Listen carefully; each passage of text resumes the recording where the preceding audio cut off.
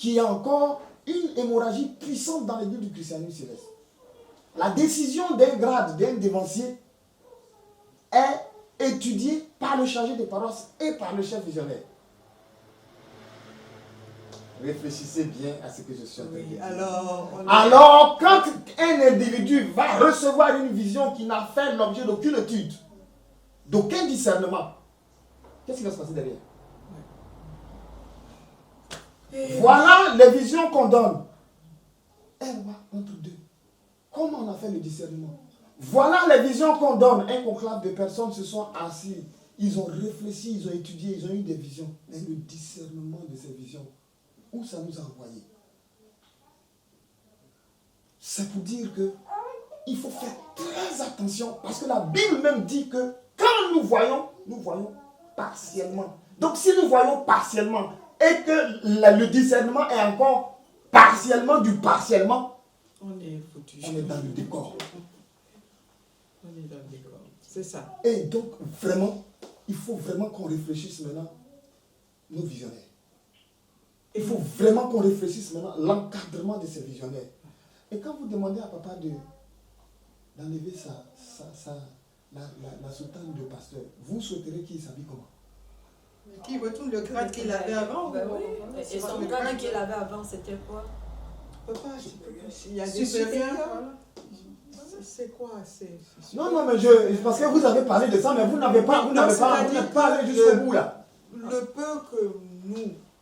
peu que nous avons, d'après nos études, d'après le peu qu'on a pu avoir de ce monsieur, qu'il soit, qu'on l'appelle pasteur, tampion ou machin, qu'est-ce qui est important pour lui? C'est que l'œuvre de Dieu, que l'œuvre que l'Éternel lui a confiée, soit faite correctement. Mais moi, je veux vous poser une question. Parce que nous, vous et moi, on s'est rendus là-bas. Vous et moi, vous savez que ce qu'on dit n'est pas ce qui s'est fait. Comment vous voulez que ça se passe là? Est-ce que même s'il est d'accord, vous êtes conscient qu'il peut faire ça ou pas? Dites-moi sincèrement la vérité. Justement. D'où ce cri d'appel.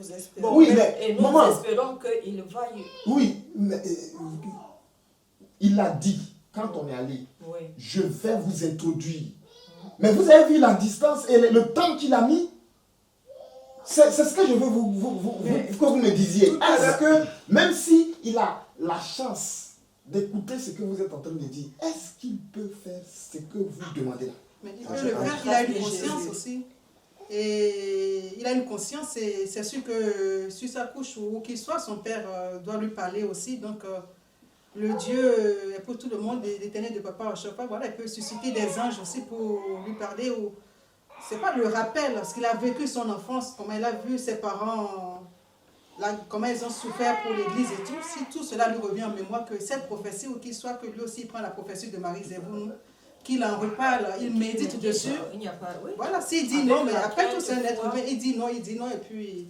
Bon, et puis surtout que je vois là où il veut en venir, c'est tout simplement parce que on a beau dire que vraiment, papa, fais ci, fais ça, c'est vrai que ne soyons pas naïves, nous toutes ici. Ça veut dire que quoi? Ça veut dire que s'il décide de faire ça, il faudrait que l'environnement immédiat, son entourage immédiat, le soutient et adopte aussi cette position. Maintenant, nous ne sommes pas là-bas. Nous ne savons pas trop comment ça se passe. On imagine seulement que ce n'est pas toujours facile pour lui. Donc, nous, on n'a que nos genoux et nos cris de désespoir en espérant qu'il va l'entendre et que l'entourage immédiat aussi va essayer de comprendre que dans ce bas monde, il y a Dieu. La crainte de Dieu, c'est très, très, très, très important. Et ce que nous disons là, ce n'est pas seulement pour papa, mais c'est pour le monde entier. Maintenant, si nous permettons de lancer un cri, un SOS vers papa, mais il n'y a pas que nous, il y a d'autres personnes aussi. Alors, tôt ou tard, cet entourage-là immédiat, que ce soit un mur de Jérémie ou que ce soit un mur, nos lamentations finiront par faire dégringoler ces murs. Comment la preuve, si je me rappelais le pèlerinage, il y a 2 ans, il était malade, il n'a pas pu donner les onctions malgré la force qu'il y avait derrière, les gens qui faisaient des allers-retours pour qu'ils viennent donner l'onction parce qu'ils avaient déjà reçu les sous. Mais il n'est pas venu parce que bon, sa santé avant tout. Donc, ce qui veut dire que je veux dire par là qu'il a aussi une décision aussi à prendre. On ne peut pas le forcer, on ne peut pas le soulever pour le faire asseoir sur, sur le siège pour dire tu dois rester là, tu dois donner. Donc, s'il dit non, il dit non. Les gens doivent respecter quand même sa volonté. Maintenant, excuse-moi, s'il refuse, que tu as dit, le devancier a dit, oui, il est son entourage et tout. Mais s'il décide de ne pas porter la toge, est-ce que quelqu'un va venir le graffer sur son corps? Personne ne va pas venir graffer la toge sur son corps. Et si les gens l'appellent pasteur, il dit non, je ne veux pas que vous m'appelez pasteur.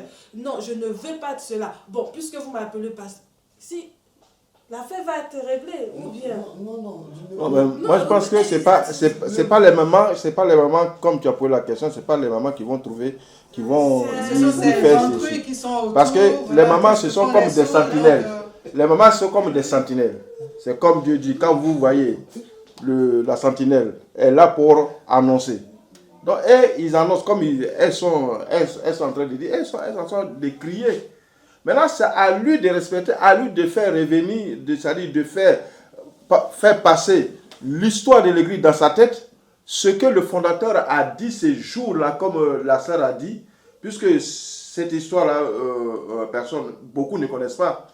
Nous aussi, nous étions là-bas et nous avons posé la question et il nous a répondu cela. Il dit, son papa lui a dit, un roi entre deux rois. C'est là, parce que tu viens de dire, c'est le discernement qui a manqué qu'aujourd'hui nous sommes là. Puisque aujourd'hui, par la grâce de Dieu, c'est parce que Dieu veut que la chose revienne à normal. C'est pour ça que Dieu a inspiré les femmes pour créer leur désespoir. Maintenant, c'est à eux d'écouter. Mais la preuve, quand au moment où ils l'ont habillé en tant que pasteur et qu'il devrait aller s'asseoir, il avait refusé de s'asseoir sur le fauteuil de pasteur fondateur, le prophète fondateur. Il avait refusé. Il voulait même partir jusqu'à ce qu'on lui apporte une autre chaise pour mettre à côté. Est-ce qu'on l'a graffé sur... on l'a collé sur le fauteuil? Non. Donc il a aussi une... Il a son avis. Il a aussi son avis. Maman, vous avez fait l'erreur de rentrer dans mon cadre. C'est-à-dire que dans ce qu'on appelle le domaine de la vision. Vous savez, Dieu lui-même, quand il parle au visionnaire, il dit, tu te tiens à la brèche. Si je te dis que tu dois dire à tel, si tu ne le dis pas, c'est à toi que je demande de compte. Mais Dieu lui-même dit, si tu lui dis que lui-même, il ne respecte pas, alors je vais lui demander lui-même son propre. Et c'est ce que les mamans sont en train de faire. Non, attendez. C'est pour dire quoi?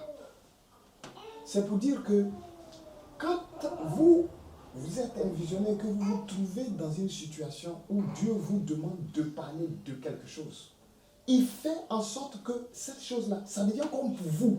Vous vous appropriez la chose. Ça fait que quand la personne ne respecte pas, tu te débats, tu sens une gêne totale dans ton corps, tu ne comprends pas ce qui se passe. Mais ça ne te donne pas le droit d'aller la cacher et puis faire ce qui... Vous comprenez? Ça veut dire quoi? Ça veut dire que toi, tu émets. Mais tu ne peux pas émettre en ayant dans ta tête que c'est bouclé. C'est lui qui doit faire l'action. Si notre Père à qui nous parlons, à un certain moment, a senti en lui de ne pas s'asseoir dans la chaise, et que les gens l'ont impulsé jusqu'à ce qu'il aille s'asseoir, prions Dieu qu'il le ressente. Cette même envie-là, de se lever et puis dire, je me suis trompé. C'est ça. C'est plus sage. Voilà. Mais on ne peut pas... Non. La vision, c'est comme ça. On ne peut pas intimer. Non, Dieu lui-même n'intime pas. Et je vais encore aller plus loin. Quand vous allez dans Deutéronome 18, il dit, ce que vous avez dit là, j'ai entendu, j'ai compris. Dorénavant, je vais susciter parmi vous des visionnaires. Ce que je vais mettre dans leur bouche, c'est ça qu'ils vont vous dire. Si vous n'écoutez pas, alors vous allez avoir un problème avec moi. Parce que il faut toujours mettre ça en soi en tant que visionnaire. C'est pas pas tout ce que tu dis que les gens vont écouter. Il y a des fois tu dis la vérité, ça vient de Dieu. Il te regarde et puis il dit merde. Que Dieu fasse que on ait une oreille attentive. C'est vrai. Voilà en gros ce qu'on peut dire aujourd'hui.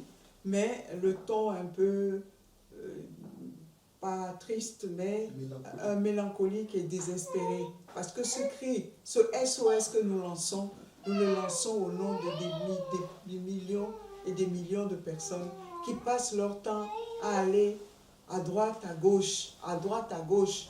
Et il y en a qui quittent carrément le navire parce qu'ils estiment qu'ils sont fatigués. Il y en a qui restent dans le navire, mais tantôt ils sont devant, derrière. Et, enfin, tout ça, ça fait désordre.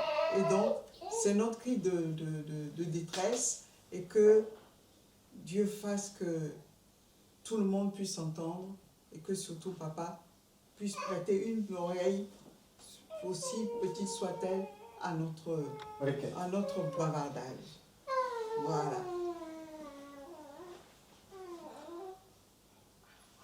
Du coup, vous en avez marre toujours? Dans le j'en ai marre, on a des périodes. Et l'état mélancolique l'a fait que c'est attisé d'un coup. Alors vous en avez marre toujours ou pas?